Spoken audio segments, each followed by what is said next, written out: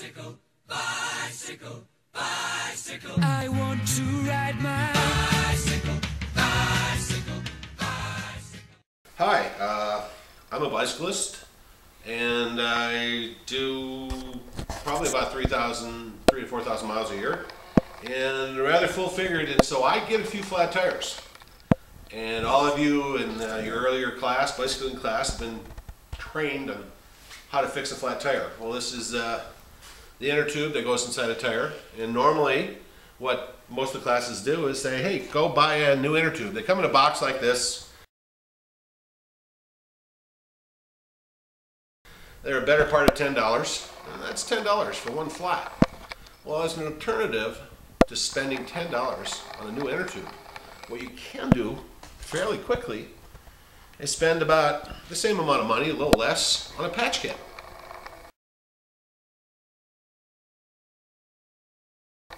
And you can patch an inner tube.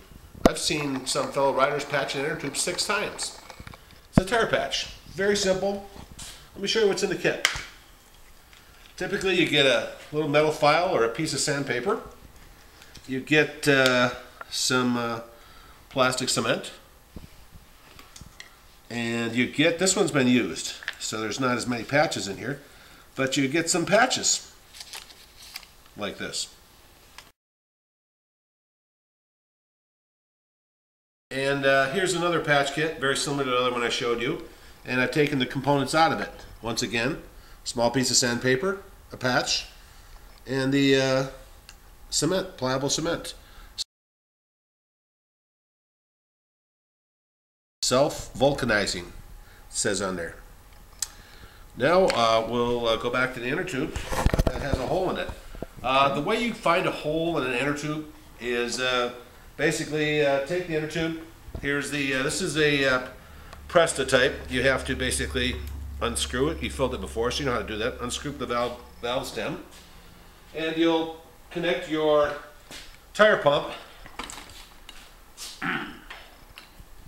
to the valve stem, and typically you'll hear air spilling out of a whole little hole. This one's got such a big hole that I had a hard time finding it. So, but I slowly enough pump with one hand. You can go around, and you'll eventually come to where the hole is. Hopefully, you just have one. In this case, I found the hole earlier, and basically I took a white Sharpie and I made a little rectangle around the hole. It's essentially right there. You can see this is a big one. I must have ran across a nail or a really sharp pointed rock. So now that we've identified the hole, the next step in your patching process is to lay it on something that you can get a little glue on. You've got to prepare the surface. So I'm going to hold this down, and I'm going to sand around, roughen up the surface, and this will help the patch adhere with the glue. So just not too much, you know, just you can kind of look at it, and if we had better lighting in here, you could see the getting a little gray, you know. You want to roughen up an area a little bit bigger than the patch itself, so you don't have to be so precise. Okay, now hopefully you can even see that big hole better. Okay. Now I'm going to take our cement, self-vulcanizing, and this has already been opened and used before, so there's a little hole in the end. And you're basically going to put a little on and then smear it around in an area that's a little bit bigger than what the patch is. And this might be a little hard to see. I'm going to put this back on the nozzle, and I'm going to do something that's probably a little messy. I'm just going to spread it around a little bit with my finger and rotating it. Okay. Dries fairly quickly. So next step is, this is your patch.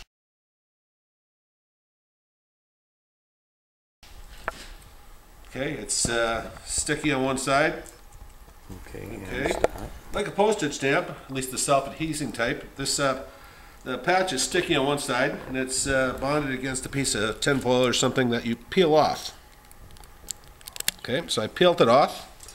Now I want to center this patch right where the hole in the tire was. Okay? And what I like to do is use something not too pointed to kind of roll the patch so it sticks.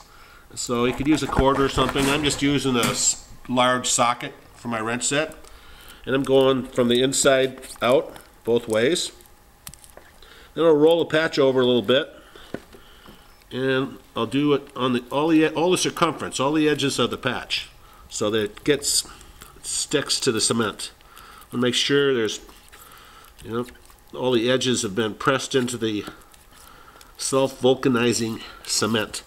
Then I'll roll it over to the other side, and I'll do the same thing. You notice there's on this side of the patch there's some cellophane, so to speak. Keeps you from ripping the rubber of the patch, protects it a little bit when I'm doing this. So now you want to look and make sure that all the edges are pressed down. That looks pretty good there, looks pretty good here and here, and right here I haven't done a very good job yet, so I need to roll it over to this side, and I need to roll that patch on. Get it to stick all the edges into that self-vulcanizing. Okay, now some time has elapsed and the self-vulcanizing cement has hardened, and this patch should be adhered to the punctured inner tube and plug the hole. And before I would reinstall it in the tire on my bicycle and go through all the work to put the tire back, the tire wheel back on the bicycle, I would take your pump and pressurize it a little bit. You're not going to hurt anything, just don't pump it up too much. So I'm going to take my pump and I'm going to put it on my tire, make sure the valve's open. I'm going to verify that this patch will sufficiently patched, done correctly, should patch the tire, and I'm going to blow it up a little bit.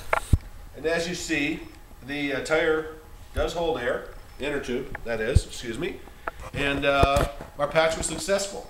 It looks a little crimped down there, but that won't be a problem once the inner tube is in the tire and it's so in summary, when you get a flat tire,